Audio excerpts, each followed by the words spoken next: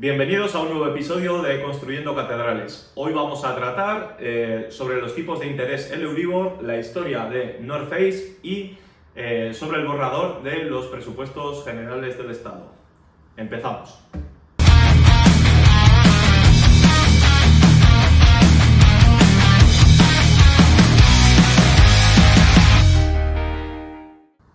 Tipos de interés. ¿Quién no ha oído alguna vez hablar sobre ellos? Seguramente en algún momento has oído hablar, por ejemplo, del Euribor. Pero ¿qué es un tipo de interés? Pues los tipos de interés es algo, digamos, bastante básico dentro de los mercados financieros y que a todo el mundo nos suena, ¿no? Comúnmente se conoce como el precio del crédito. Es el precio de la financiación. Y esto está ligado con el concepto de preferencia temporal. Cuando alguien gasta más de lo que ingresa, necesita pedir prestado. Y eso es porque en la actualidad consume por encima, digamos, de aquello que puede permitirse con la estructura de ingresos que tiene. Entonces tiene una preferencia temporal, digamos, muy alta. Necesita consumir más ahora, sacrifica, digamos, el futuro por el presente.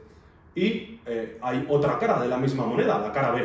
Cuando los ingresos son superiores a los gastos, se produce el ahorro. Tengo una preferencia temporal baja, estoy dispuesto a sacrificar consumo actual, renuncio a ese consumo actual para ahorrarlo o poder consumirlo en el futuro. Entonces, esa cara de la otra moneda, en vez de la financiación, sería el prestar, ¿no? Digamos, el tú poder prestar tu dinero a cambio de un interés. Entonces, muchas veces nos encontramos ya metiendo de por medio la ideología en los tipos de interés, si es lícito, si es legal o si es moral el pedir dinero, pedir un tipo de interés a cambio de prestar dinero, ¿no? Porque hay quien todavía se cuestiona esto. Pues claro que lo es. Evidentemente es legal, pero también es lícito y es moral. ¿Y por qué? Pues vamos a dar ahora mismo tres razones, ¿no? La principal es, pues digamos, el riesgo de crédito. ¿Qué es el riesgo de crédito? Cuando tú prestas algo a una persona, a una empresa, hay un riesgo por el cual puede que a quien le has prestado el dinero no te lo devuelva, ¿no?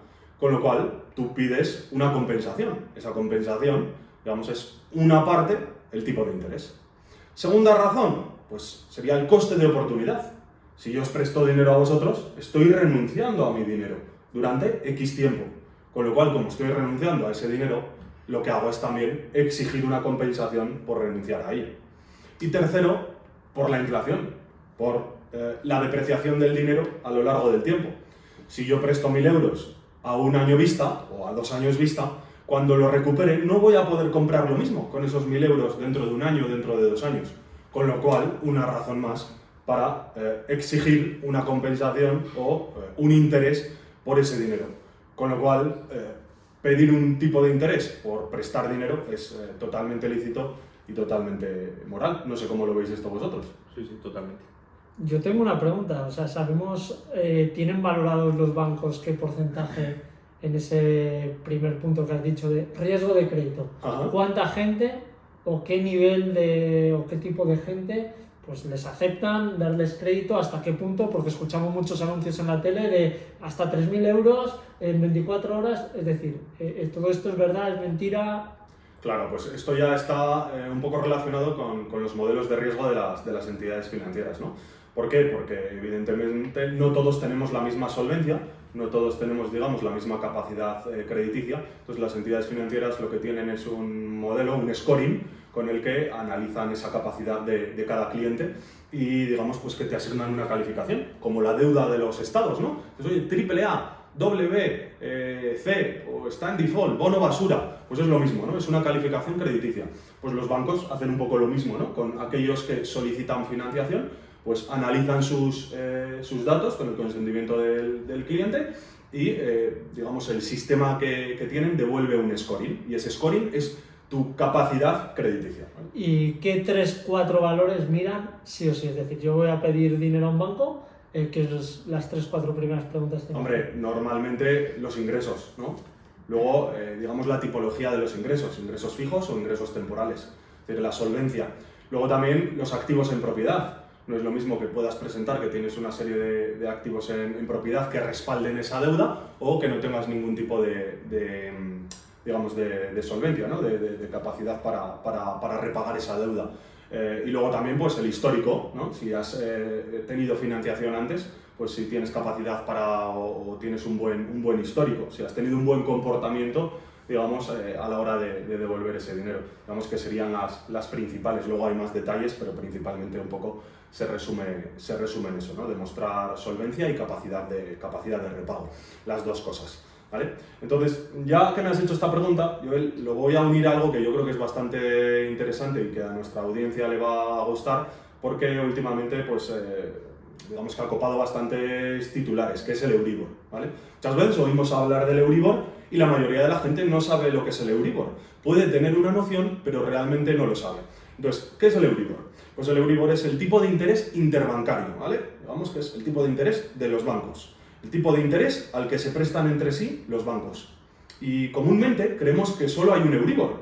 El Euribor a 12 meses. Pero no, hay un Euribor a un día, Euribor a una semana, Euribor a 3 meses.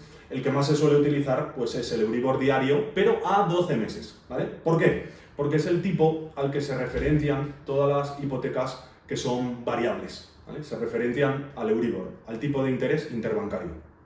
¿Cómo se calcula el Euribor? Pues se cogen las 20 entidades financieras de referencia en la zona euro y se eliminan el 15% inferior y el 15% superior, ¿vale? Y con eso se establece una media. Y ese sería el tipo de interés a 12 meses, vamos a poner, que se establece para ese día oficial en la zona euro. Es decir, vamos a tener cada día un dato del Euribor, ¿no? Esto es evidente, eso es porque se publica diariamente. ¿Cómo está hoy el Euribor? Pues traigo el dato bastante fresco porque acaba de ser publicado hoy y está en el 3,79%, el Euribor anual, ¿no? Hace poquito hizo máximos desde hace bastante años, cuando llegó a estar incluso por encima del 4,25%. Claro. Máximo histórico del Euribor. ¿Cuándo creéis que fue? ¿En qué año más o menos os ocurriría que hizo tope el Euribor? Por cierto, empezamos con el Euribor el 1 de enero de 1999. Así que ¿cuándo creéis vosotros que hizo máximos, más o menos? ¿Qué se os ocurre? Pues imagino que después de la crisis inmobiliaria, ¿no? 2010. Pues en 2008. Digamos que es justo antes de que estallara, ¿no? La economía está muy caliente y por eso se suben los tipos de interés, porque se quiere enfriar la economía, porque hay un riesgo evidente de calentamiento. Cuando la inflación está pegando fuerte, tienes que subir los tipos de interés. Y en 2008 el Euribor llegó a estar en el 5,39%, más de un punto porcentual por encima de lo que ha llegado a estar este año 2023, ¿no? Y el mínimo lo tenemos muy reciente, en el menos 0,50%, es decir, en negativo. Es una locura, pero sí, hemos visto tipos de interés negativos en enero de 2021, ¿vale? Actualmente 3,79. La semana pasada estaba por encima del 4%, es decir, en menos de una semana ya ha bajado al 3,79%, ¿vale? ¿Cuál ha sido un poquito la evolución de los tipos de interés? Ya no del Euribor, ¿vale? Porque el Euribor normalmente lo que hace es ir descontando las expectativas de cómo van a estar los tipos de interés un poco pues, a esos plazos, ¿no? Estamos hablando del Euribor a 12 meses, pues en función de cuáles son las expectativas de los tipos de interés o cómo está la curva de tipos, pues va a ir moviéndose el Euribor, porque al final hablábamos de que se ajusta o se publica diariamente. Entonces, las entidades financieras van ajustando sus expectativas en función de lo que cree que va a pasar, por eso se van moviendo diariamente. Claro, ¿dónde vemos esto? Tipos de interés oficiales. ¿Dónde están hoy en día? En la zona euro. En la zona euro los marca el Banco Central Europeo. Pues están en el 4,5. Entonces, ¿y por qué el Euribor no está en ese 4,5? Pues porque va descontando expectativas de cómo van a evolucionar los tipos de interés. Por eso, hoy en día está en el 3,79%. ¿Vale? Más acerca de los tipos de interés. ¿Cómo están en Estados Unidos? Pues en Estados Unidos, parecido, un poquito más altos, en el 5,25%. Y os voy a hacer una pregunta también, a ver si la adivináis. ¿Cómo creéis que están los tipos de interés en Argentina? Inflación disparada. Dimos el otro día el dato de inflación en Argentina. ¿Que os mojáis un poco? Pues hombre, yo imagino que... Bueno, no lo sé. Dime, no, me voy a mojar, pero ya me digo. Pues yo me imagino que si la inflación está disparada, los tipos también tienen que estar. Claro, eso es. Si la inflación se dispara, el Banco Central de esa zona económica, de esa zona monetaria, mejor dicho, lo que tiene que hacer es subir los tipos de interés para intentar controlar esa inflación. Decíamos pues, que en octubre, dato interanual en la Argentina, inflación del 140% y subiendo. Pues los tipos de interés subieron 15 puntos. 15 puntos de golpe la última vez y se situaron en el 133%. Tipo de interés a 12 meses. ¡Ojo!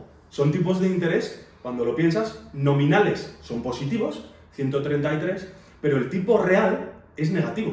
¿Qué son los tipos reales? Pues sería el tipo de interés nominal, 133%, menos la inflación, 140. Es decir, aún sería un tipo real negativo, que es lo que hemos tenido muchos meses en Europa, en la zona euro y también en Estados Unidos. Inflación por encima de los tipos de interés. Eso es, tipos reales negativos.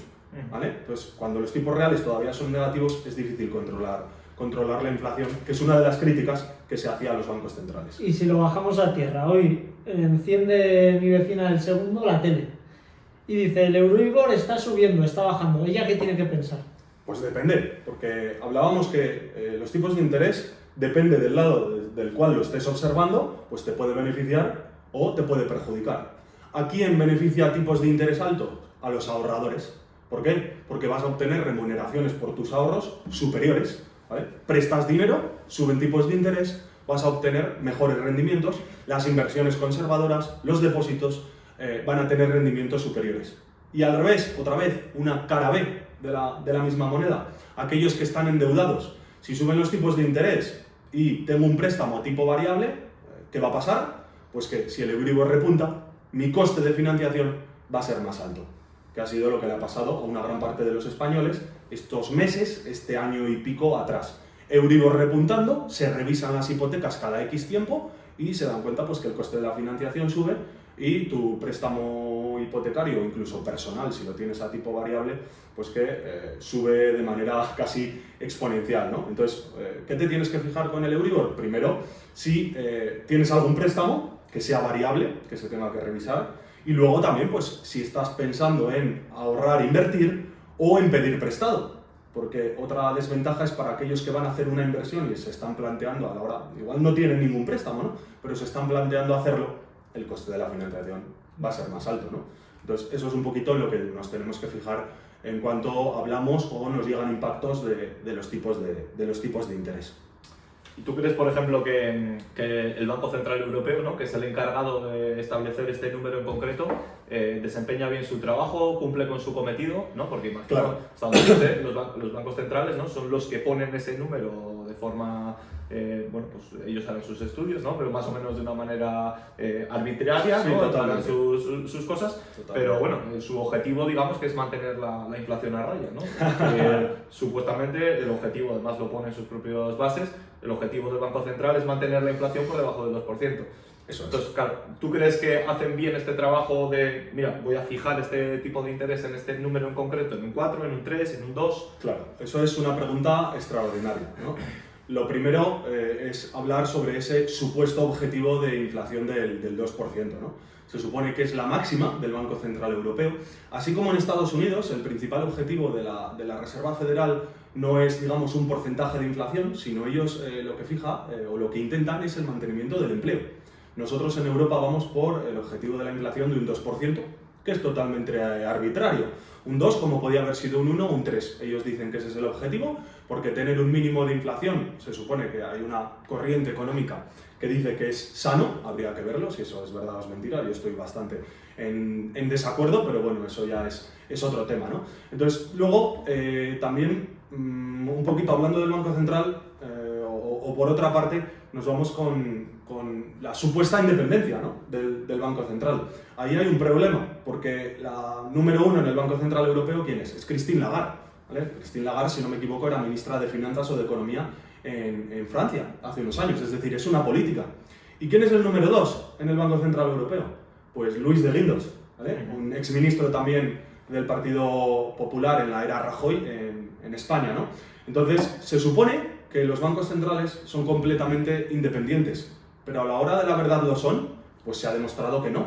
Porque ahora, que voy a hablar de la evolución de los tipos de interés, hemos estado unos años en los que los tipos de interés han estado a cero, buscando que se estimulara la economía. Y con las expansiones cuantitativas, que ya hemos hablado algún día de ellas, es decir, el crecimiento de la masa monetaria, el crecimiento del dinero en circulación en una economía, ¿vale? ¿Qué hizo los bancos centrales? Comprar deuda de los estados. Eso se supone que no se podía hacer, porque están financiando el déficit de los estados, que posteriormente Valentín nos hablará de eso. Entonces, esa independencia de los bancos centrales, pues evidentemente no es así. En definitiva, parece que los bancos centrales están supeditados un poco al interés de los estados, o mejor dicho, incluso de los gobiernos, ¿no? Que ojo, ¿nos ha venido bien en Europa? No en Europa, sino en España.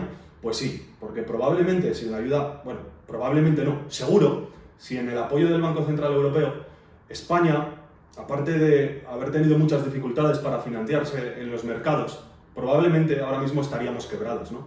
Entonces, eso un día lo podemos profundizar, no quiero extenderme en esto, pero es un tema súper interesante y que yo creo que en la calle no se conoce bien lo que estábamos comentando ahora, ¿no? Pues me parece un tema súper interesante y algún día podemos tratar incluso sobre el control de precios, ¿no? Porque al fin y al cabo los tipos de interés no dejan de ser eso, ¿no? Es decir, digamos que el precio al que se marca o al que se presta el dinero, ¿no? Podría ser un resumen. Entonces, claro, sabemos que bueno, los controles de precios en otros ámbitos de la economía funcionan bastante mal. Por norma general acaban en catástrofes, ¿vale? Sin embargo, el precio al que se presta el dinero pues lleva intervenido de manera absoluta desde hace muchísimo tiempo. Entonces, claro, eso tiene sus consecuencias, ¿no?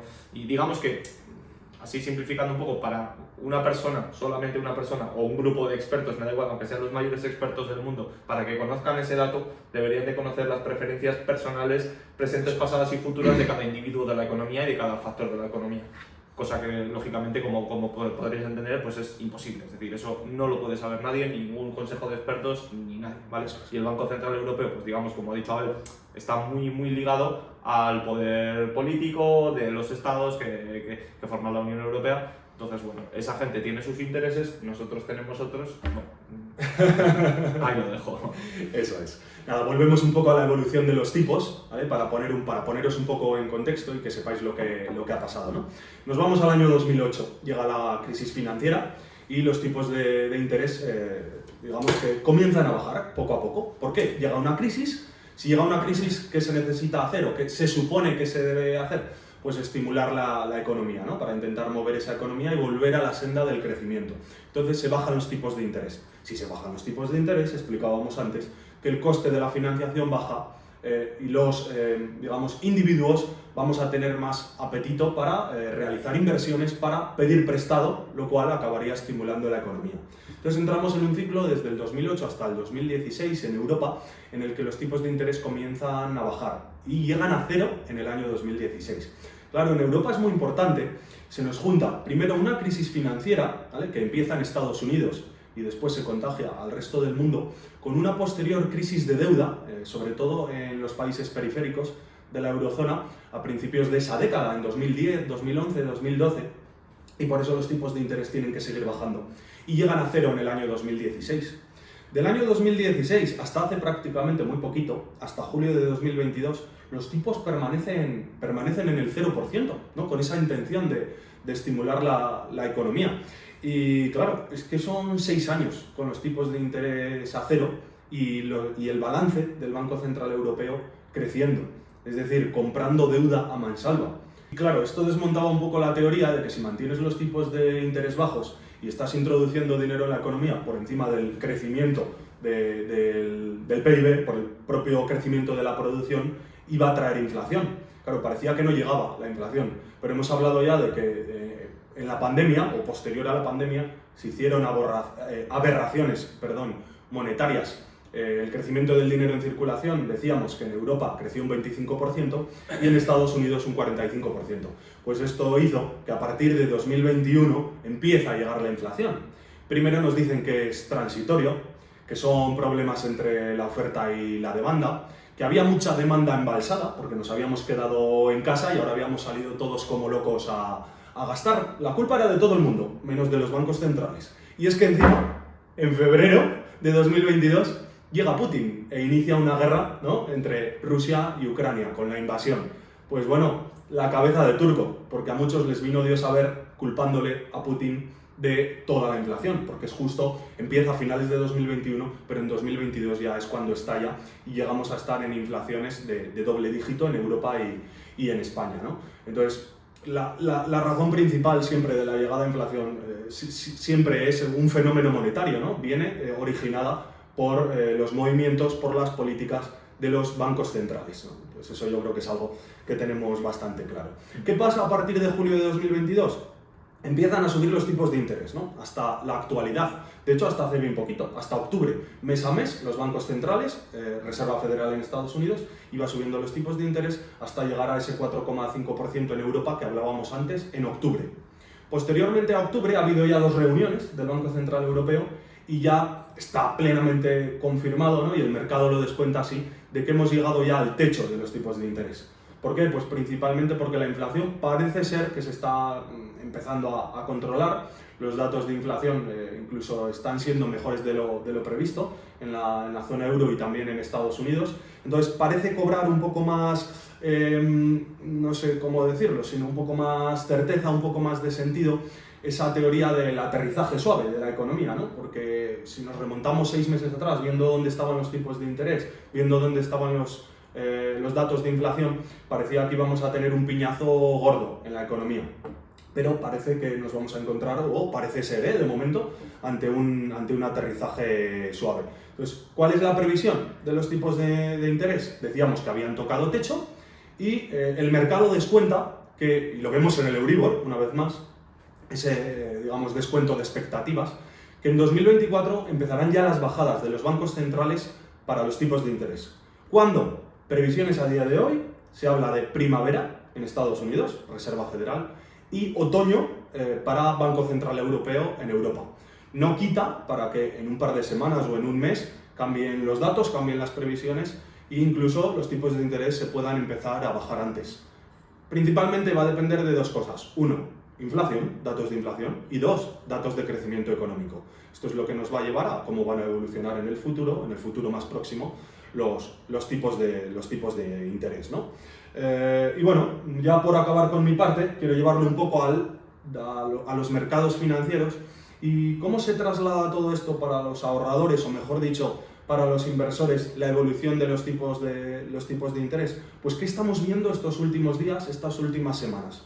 Si bajan los tipos de interés, los mercados tienden a subir.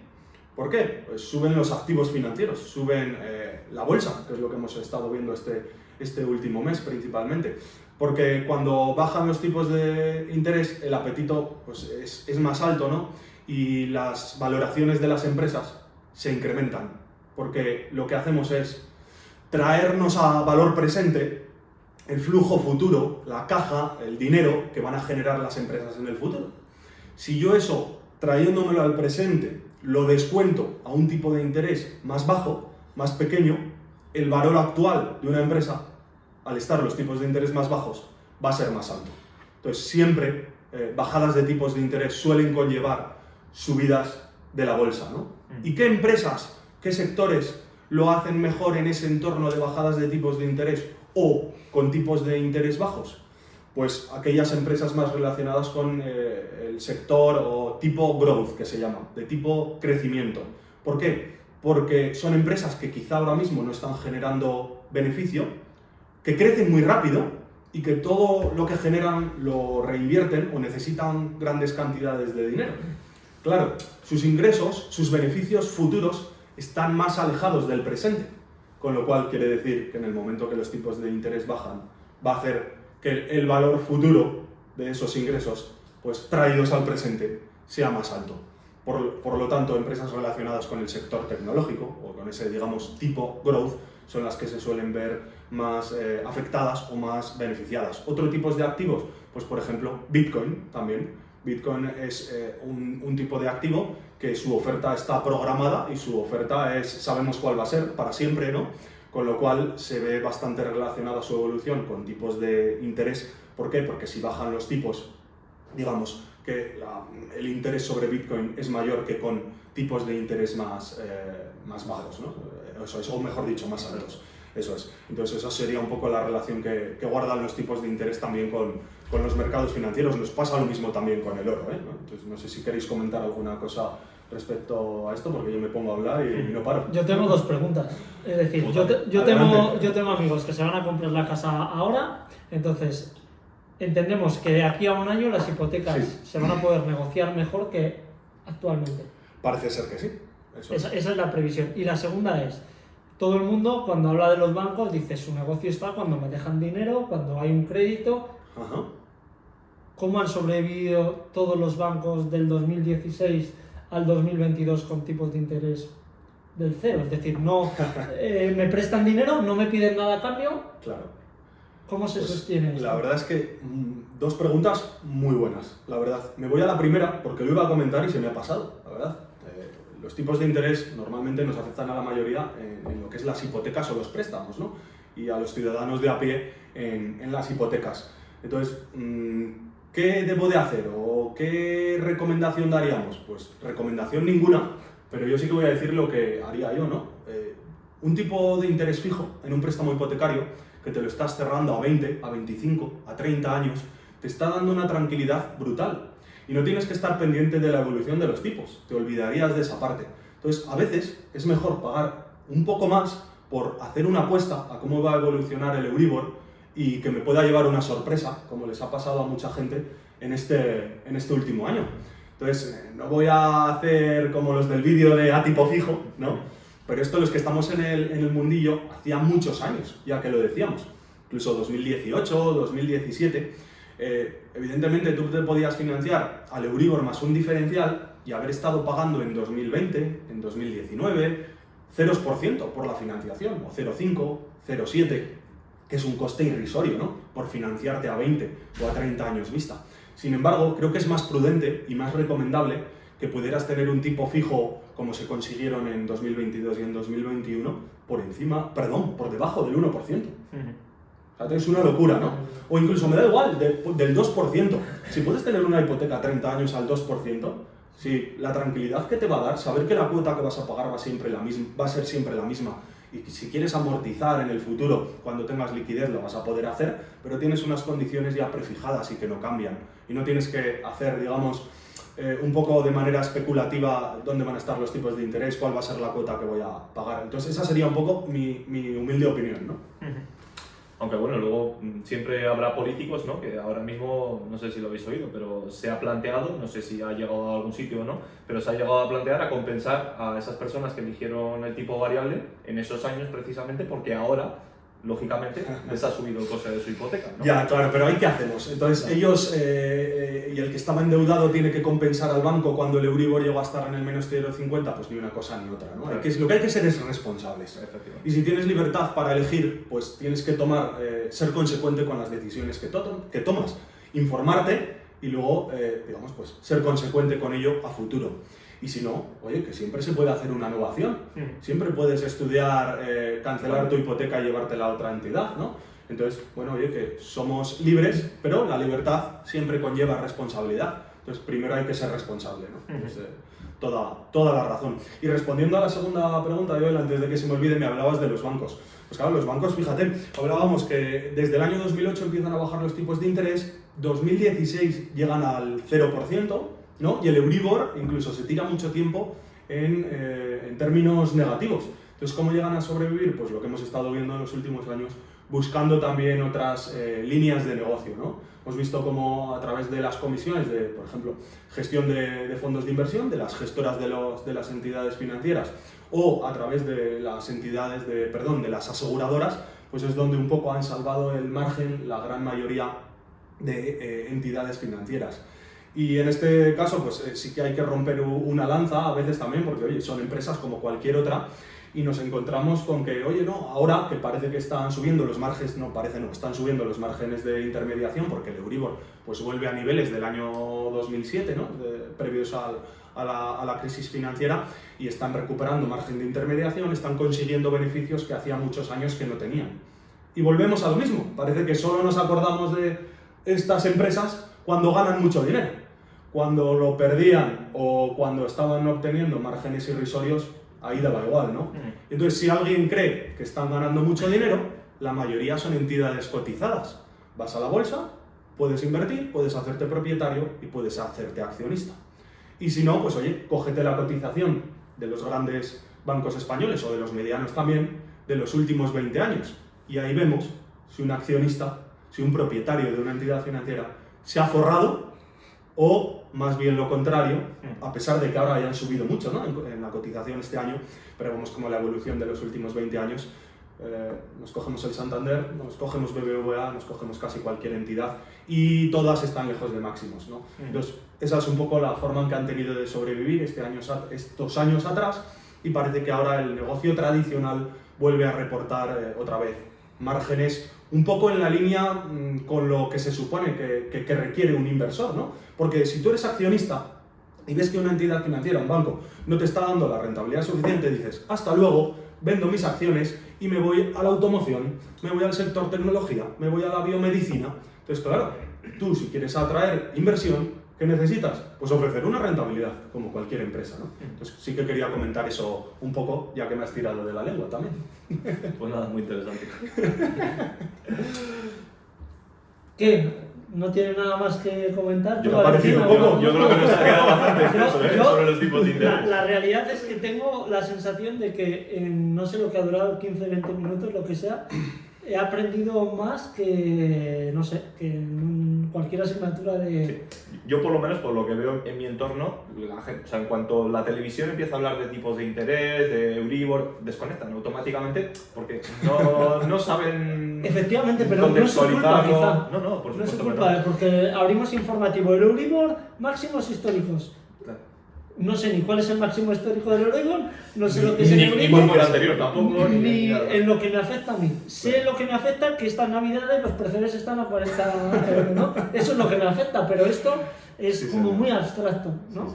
Bueno, para eso hacemos el trabajo este también, ¿no? De divulgación. explicar un poco pues, ciertos conceptos para que, bueno, pues las personas que nos veis tengáis algún concepto más o os podáis empoderar, ¿no? Que esa palabra está muy bien. Y nosotros mismos nutrir. Efectivamente. Estos Nos datos ha dado una masterclass aquí de tipos de interés. Estos datos los desconocía, sí que tenía los conceptos, pero los datos no. Yo hoy os traigo algo que a mí me apasiona. Ya sabéis que el tema de las empresas me apasiona y hoy os traigo un caso muy bonito que es el caso de North Face. ¿Tenéis algo de The North Face? Yo creo que no tengo nada en concreto. Sí, yo sí, alguna cosita hay por ahí. Y cuando pensáis en The North Face, ¿qué se os viene a la cabeza? Es decir, ¿por qué compráis The North Face y no otra?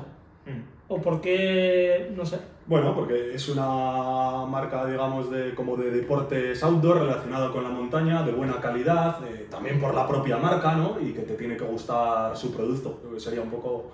Sí, a mí es lo mismo. Yo tengo en la cabeza, pues eso, montaña y ropa de abrigo potente, ¿no? O de marca buena, o... Eso es lo que me viene a la cabeza. Nosotros somos de Burgos, hace mucho frío y Sí. ¿quién no con 16, 18, 20 años no quería la mítica de North Face negra que llevaba todo el mundo, ¿no? Sí. Bueno, pues os cuento la historia. The North Face no nace en la montaña, nace concretamente en la playa. En 1966 en San Francisco, de la mano de una pareja de norteamericanos que deciden, pues, les encantaba la montaña y deciden coger todos esos materiales que tenían antes, que eran materiales muy pesados, y hacerlos más ligeros y montar una tienda. ¿Qué pasa? Que esta tienda empieza a ir muy bien, pero a los 2 años esta pareja decide marcharse a una expedición a la Patagonia. Se van durante 3 meses y ¿qué ocurre? Que a la vuelta se dan cuenta que no quieren seguir con esa tiendecita y se la venden a un joven empresario llamado Kenneth Klopp por $50.000. Esta pareja obviamente tenían ese espíritu emprendedor y crean, no sé si lo recordáis, una marca en los años 80 que es bastante conocida, que es Spirit, igual la habéis visto en algún lado, que luego consiguen vender por más de 125 millones de dólares, pero bueno, ese no es el caso. ¿Qué ocurre cuando... Eso solo pasa en Estados Unidos.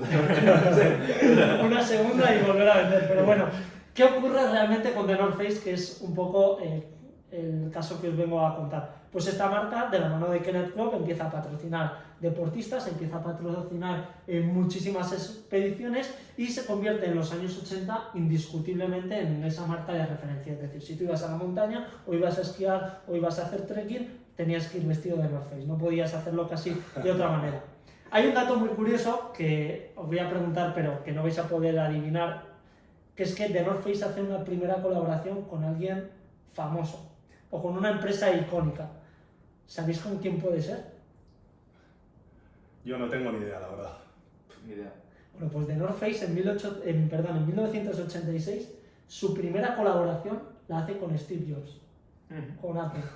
Fijaros, que dos grandes se juntan y hacen el icónico chaleco de plumas para Apple, que si ahora lo veis en reventa, pues alucinaríais. Pero eso es lo que hay. ¿Qué ocurre? The North Face empiezan a crecer y entran en un momento que deciden, pues, en vez de fabricar fuera, ser ellos mismos quienes llevan la gestión de la fabricación y no venden todo aquello que producen. Empiezan la expansión a través de outlets, bajan la calidad de los productos, por supuesto, sobre todo bajan los precios y eso hace que la marca pues deje de ser sexy para la gente y entra en un momento de caos. ¿Qué ocurre? Venden la empresa y aquello por los años 1994-1995, pues en la costa este, justo en la otra zona donde había nacido la marca, empiezan a llevarla una corriente en Nueva York de raperos y de lifestyle, ¿no? Eso hace aumentar muchísimo las ventas, pero ocurre un problema, que es que en 1995 The North Face casi desaparece. ¿Sabéis por qué? Bueno, pues porque engañaron al mundo entero. Ellos dijeron que tenían unas ganancias de 200 millones de dólares y realmente tenían unas pérdidas de 100 millones de dólares. Lo cual hizo pues que, tú que sabes de bolsa, las acciones pasasen de 27 dólares a menos de la mitad en un día y que la bolsa de Estados Unidos pues interviniese en ese activo y no se pudiese invertir. Con lo cual, pues, ¿esto qué hizo? Pues que fuese una empresa, que fuese una ganga para comprarse. ¿Sabéis por cuánto compraron esta marca? Ni idea. $10. Fracción. Un poquito más, ¿no? Porque habían hecho una expansión muy grande de más de 500 tiendas en 4 años, pero lo adquirió el grupo empresarial, el holding VF, por tan solo 25 millones. VF, para que os hagáis una idea, es un holding que tiene pues empresas como Vans of the Wall, Timberland, con lo cual tenían esa visión de North Face. Le hicieron crecer, siguieron con el modelo de lifestyle y sobre todo posicionamiento en esa parte de montaña y hicieron colaboraciones tan icónicas pues, como con Supreme en 2007, que un día contaremos ese caso de Supreme, que es una auténtica locura y que luego VF compró también Supreme y que también ha hecho colaboraciones pues, con empresas como Gucci. Entonces, The North Face, de nacer en San Francisco, pasar por un momento de expansión que incluso engañando a toda la gente, siendo intervenida, ahora mismo pues ser una de las empresas, por no decir la empresa líder, a nivel mundial del tema de montaña. Aunque también están entrando otras marcas, pues como seguro que las conocéis, pues del tipo Columbia, Patagonia, etcétera, etcétera. Así que es normal que todo esto que nos han contado y todas estas historias pues lleguen al punto de venta y que al final nosotros queramos llevar la icónica marca americana de North Face. A mí, personalmente, recuerdo que la primera sudadera que me la compré en Estados Unidos y creo que tiene todavía más valor, no sé, o al menos a mí me lo hacía, y este es el caso que os quería traer. Yo tengo 2 preguntas, Joel, rápidas además. Sí. ¿Vale? 1, ¿sigue cotizando North Face? Y 2, ¿sigue perteneciendo al grupo VF? Sigue perteneciendo al grupo VF, cotizando, creo que sí, no lo sé, creo que sigue en bolsa, lo tendríamos que mirar, pero nada me dice que no esté, o al menos cuando lo he buscado, y ahora mismo pues la valoración de esta empresa, no te sé decir cuántos millones es, pero bueno, hablamos de que es la segunda más importante del conglomerado de VF. Pues nada, muy interesante, la verdad. Yo, a ver, el tema que os he traído hoy no me apasiona tanto como a ti, ¿vale? Es un tema que no me apasiona, pero sí que a la gente que nos está escuchando, pues hombre, considero que es importante, ¿no? que conozcan estos datos o más o menos pues saber qué es lo que se viene para para el 2024, ¿no? Que es el borrador, ¿vale? Que ha presentado el gobierno sobre los presupuestos del 2024, ¿vale? El presupuesto, pues ya puedes hacer una idea que es pues como cualquier persona, ¿no? Que hace su presupuesto en su casa. Digamos que lo que hace el gobierno en este caso es estimar, por un lado, los ingresos que va a tener en el año 2024 y, por otro lado, pues los gastos que va a tener, ¿no?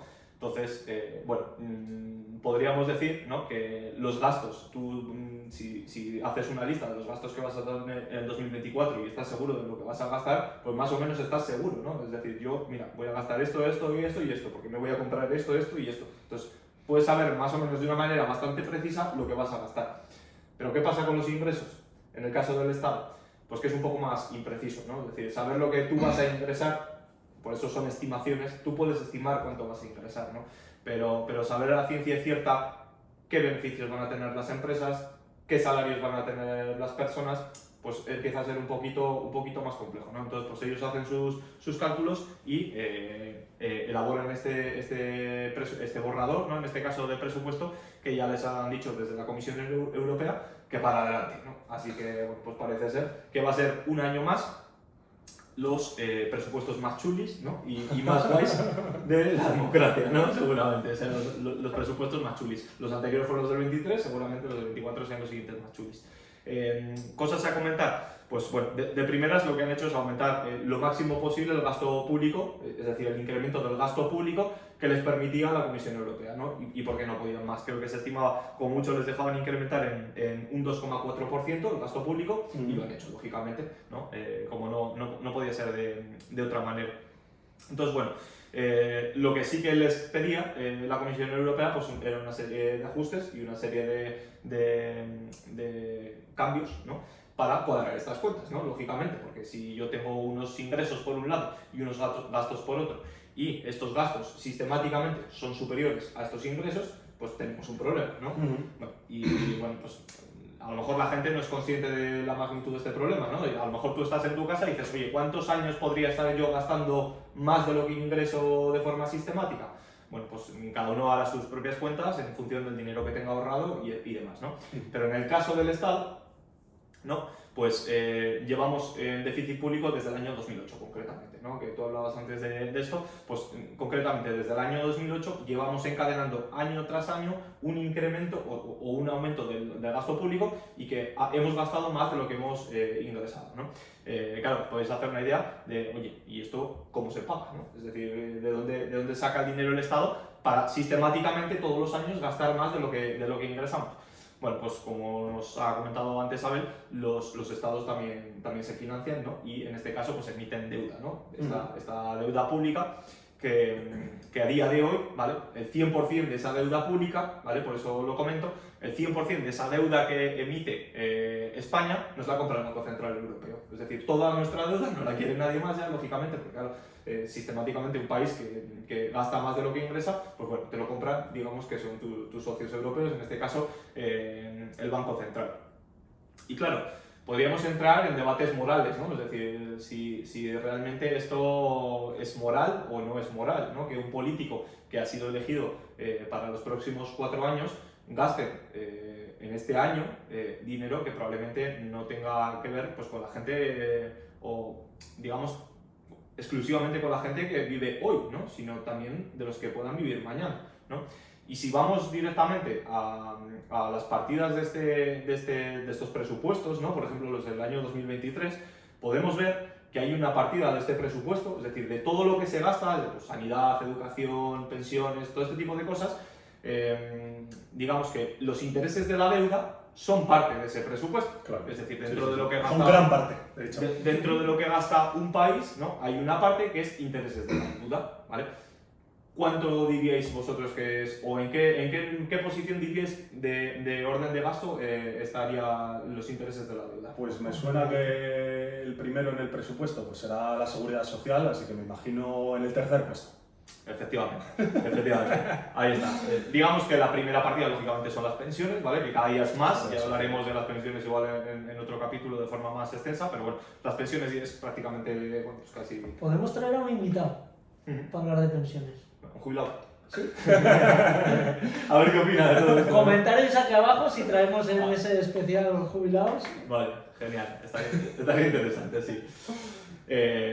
Pues sí, efectivamente. Luego estaría la segunda partida del presupuesto, serían transmisiones a otras transferencias a otras comunidades, otras comunidades, administraciones públicas. Y por último lugar estarían los intereses de la deuda. ¿Vale? Fijaros, es la tercera partida del presupuesto. O sea, no sanidad, educación, ¿no? Que muchas veces nos dicen, oye, pagamos impuestos para sanidad, para educación.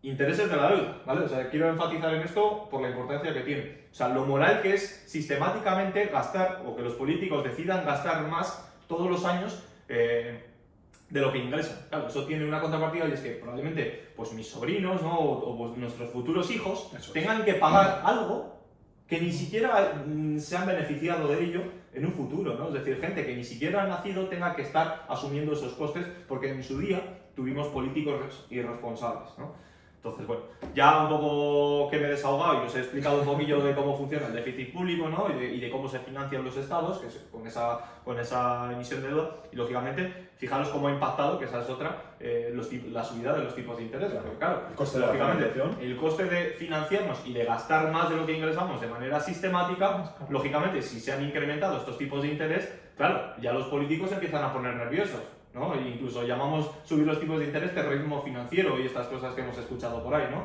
Cuando era completamente necesario, ¿no? Como todos sabíamos. Pero bueno, pues porque os hagáis una idea, pues estos ajustes que nos ha obligado, nos ha planteado la Comisión Europea, pues en este borrador, ¿vale? Ellos, por supuesto, estiman que van a subir los ingresos financieros, ¿no? Sí, ¿Y cómo van a subir estos ingresos financieros? Bueno, pues para financiar, por supuesto, estos presupuestos guays, pues lo vamos a pagar entre todos, ¿no? Lógicamente. Y la manera en que ellos lo van a hacer, pues en primer lugar, ¿vale? Eliminar estas reducciones de IVA que habían hecho, ¿no? De alimentos de primera necesidad, todo este tipo de reducciones que se han hecho por esta exclusividad, ¿no? En este momento pues yo qué sé, que comentaban, pues los alimentos de primera necesidad es lo primero que se va a eliminar, ¿vale? También sobre el IVA de los gastos de electricidad, ¿vale? Es otro de los IVAs que se va a eliminar. Se van a subir tramos del IRPF, ¿vale? Que aquí podríamos entrar a valorar si realmente, porque claro, los salarios nominales, ¿no? Han estado subiendo y este IRPF, que como sabéis, el IRPF funciona por tramos, ¿no? Es decir, en este tramo se paga esto, en este tramo se paga esto. Claro, si los ingresos o los salarios nominales se han estado incrementando y digamos, IRPF no se deflacta, lo que ocurre es una subida de impuestos encubierta, ¿no? Eso, si no se actualiza con la inflación los tramos del IRPF, tú estás ganando más de manera nominal, en euros ganas más, realmente tienes menos porque, sinceramente, poca gente actualiza su salario por encima de la inflación, es decir, ya estás ganando menos y encima vas a pagar más impuestos. La jugada perfecta. ¿Quién gana? El Estado. Es decir, por un lado, la inflación te come parte de esa subida salarial, ¿no? Y por otro lado, además, el Estado te está subiendo indirectamente los impuestos. Y esto lo recalco y lo comento también porque mucha gente no lo ve, ¿no? Y de hecho, cuando pues, a muchos periodistas que a lo mejor son defensores del gobierno y demás, pues esto se les olvida por lo que sea, no sé por qué sea, pero se les olvida comentarlo, ¿no? Es decir, es una subida de impuestos encubierta, ¿no? De hecho, lo que no engaña es la pérdida de poder adquisivo que hemos tenido. Eso sí que todos nos hemos dado cuenta. Y eso lo ve la gente. Vale. Lo ve pero regular, ¿vale? Porque cuando claro, es que fijaros que si desagregáis esos datos de pérdida de poder adquisitivo, ¿vale? Se ve que los únicos que han ganado poder adquisitivo aquí es desde el sector público, ¿vale? Es decir, los salarios que han ganado poder adquisitivo, por así decirlo, son del sector público. En el sector privado han perdido, creo que es un 2,3% de poder adquisitivo, ¿vale? Es decir, somos más pobres, de forma generalizada, sobre todo en el sector privado, ¿vale? Más cosas, bueno, las nuevas cotizaciones, ¿no? de los autónomos, es decir, el único resquicio de libertad que nos quedaba a los autónomos, por así decirlo, era elegir la cuota que teníamos, ¿no? Es decir, podíamos elegir pues yo qué sé, pues nuestra preferencia, ¿no? Porque queremos invertir en nuestro proyecto o en nuestra empresa, podíamos elegir cotizar la base mínima, ¿no? Que no es poco, creo que son 290 y pico euros, ¿no? Eran hasta ahora. Podíamos elegir la cotización mínima Y eso ahora, pues con la nueva reforma esta del ministro Escrivá, pues se elimina y vamos a empezar a pagar por ingresos reales, ¿vale? Es decir, por lo que realmente estás ingresando. Sí, de hecho creo, Valen, que suben todas las cotizaciones, no solo para los autónomos, con esta medida que cuenta, sino para los trabajadores por cuenta ajena. Suben el tipo al que cotizamos, el que nos retienen en la nómina, miradlo porque es muy importante, y luego también sube el tipo que paga la empresa por contratar a un trabajador, también, es decir, sube todo, ¿vale? Y yo, mira, es que no me aguanto más, ¿vale? Te lo voy a decir y te voy a hacer una pregunta. Ya has dicho dos medidas para incrementar los ingresos, para ajustarlo a los gastos. Yo estos meses atrás, en campaña electoral o post-campaña electoral, mientras estaba negociando la investidura, yo creía que solo iban a subir los impuestos a los ricos y que nosotros, que somos uno más del montón, o clase media o como lo quieras llamar, que no nos iban a subir los impuestos. Es que esto es el canto de sirenas, ¿no? Que se repite una y otra vez y que caemos una y otra vez con las mismas historias, ¿no? Yo entiendo que gente pues, que a lo mejor no tiene un poder adquisitivo elevado oiga esto y le parezca atractivo, ¿no? Es decir, como si la justicia dependiera de que, esto que le llama justicia social, ¿no? Dependiera de que los ingresos pagasen, ¿no? O hay que justificar un megaestado porque los ricos tienen que pagar a los pobres, ¿no? Si realmente el objetivo de esta justicia social o de esta redistribución de riqueza fuera así, ¿por qué pagamos la clase media impuestos? Si realmente fuera así, si ese fuese el objetivo, pues mira, que hagan una transferencia directa los ricos a los pobres y a los demás que nos dejen tranquilos, ¿no? Pero claro, es que eso no funciona así, ¿no? O sea, ellos lo que quieren es mantener un aparato estatal, darte unos servicios que quieras o no quieras, te los vas a tener que comer.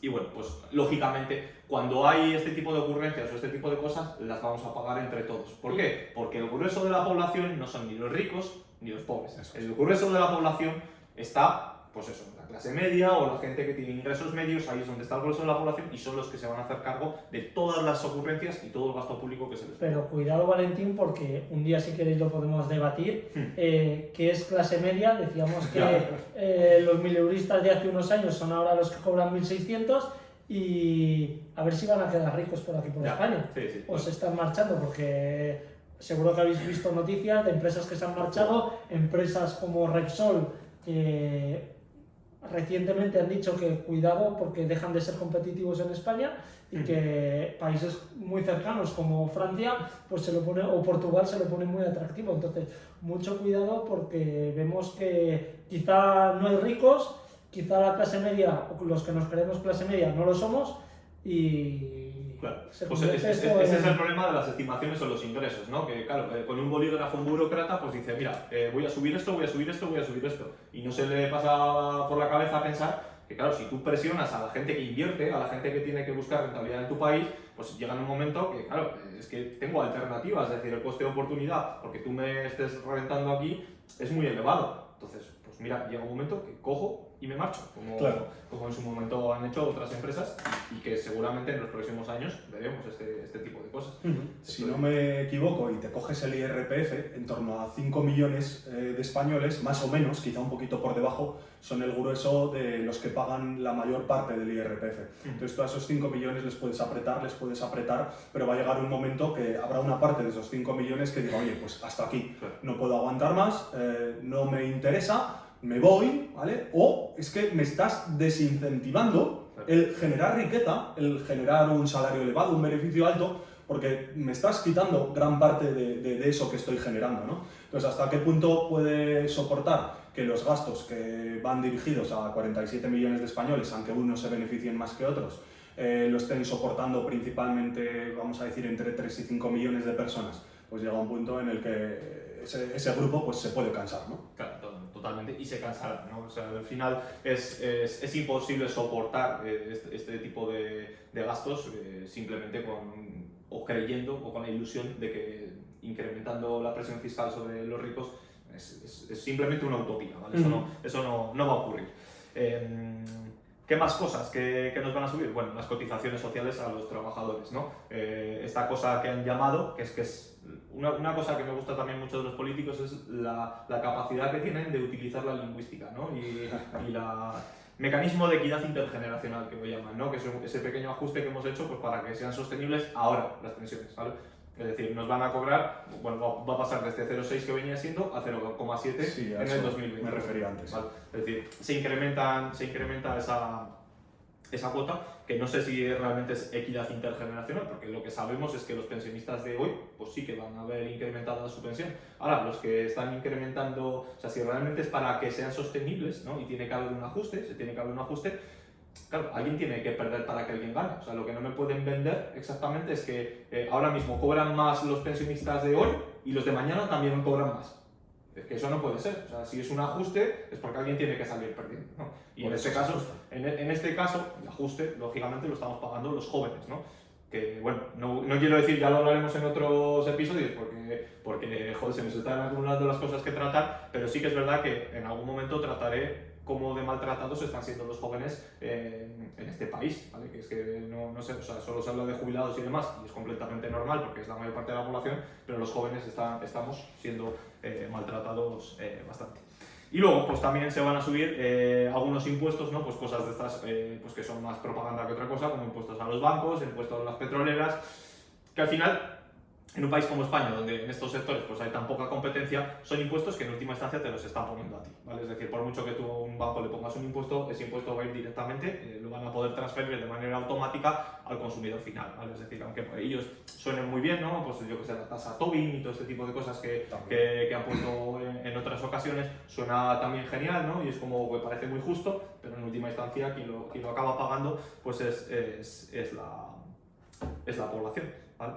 Y nada más, eso es todo lo que quería comentar sobre los presupuestos. Los presupuestos, el problema que tienen muchas veces es que los gastos son fijos y siempre se cumplen o se van por encima de lo que se presupuesta, y con los ingresos suele pasar lo contrario, que son un poco un brindis al sol, castillos en el aire, que se dice. Entonces vamos acumulando déficit tras déficit y nos encontramos pues que en porcentaje de deuda sobre PIB, si no estamos en máximos, estamos cerca de máximos. Ahora mismo no sé dónde andamos a día de hoy, pero hemos llegado a superar el 120%, ¿no? Déficit tras déficit. Y el problema del déficit, el resumen, es que lo pagan las generaciones futuras. Estamos, digamos, sacrificando el corto plazo, detrayendo ingresos de los que vienen por detrás, es decir, de los que todavía no han nacido, o de los que son jóvenes, ¿no? Entonces, sí, ese es el problema. O sea, de forma gráfica sería como que el abuelo a día de hoy le está quitando ahorros a su nieto, ¿no? Es que es algo ridículo, es como que le estuviese rompiendo la hucha de su nieto, ¿no? Y eso, pues,